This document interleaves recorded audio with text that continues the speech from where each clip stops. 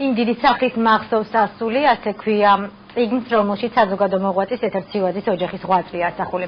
წიგნი 2011 წელს ბათუმის მერიის მხარდაჭერით დაიბეჭდა, მასში თავმოყრილია ყველა ის ლექსი და სტატია, რომელიც ეთერ ცივაძისა და მისი ოჯახის შესახებ დაწერილა. ეთერ ცივაძე წლების განმავლობაში სხვადასხვა საპასუხისმგებლო თანამდებობაზე მუშაობდა, მათ შორის 23 წლის განმავლობაში იყო ბათუმის საჯარო ბიბლიოთეკის დირექტორი. წიგნის პრეზენტაცია და შეხვედრა დღეს ბათუმობის დღესასწაულის ფარგლებში გაიმართა. ბათუმის საჯარო ბიბლიოთეკას ხელმძღვანელობდა 2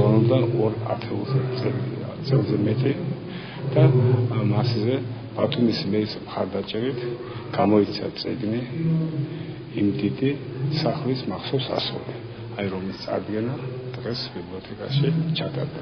ის არის გენიალური მოღვაწე, შესანიშნავი ადამიანი, პიროვნება, რომელიც უნდა ხელმძღვანელობდეს ისეთ დიდ დაწესებულებებს, რომლებშიც ის ხელმძღვანელობდა მუდამ განსაკუთრებით ბიბლიოთეკას, რომელსაც მან ძალიან დიდი ღვაწლი დაასრულა.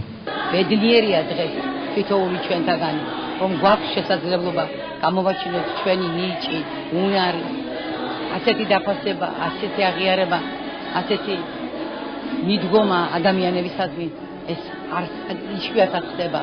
და დღეს ეს სიხარული თითოეულმა ჩვენთაგანმა გავიქცეს.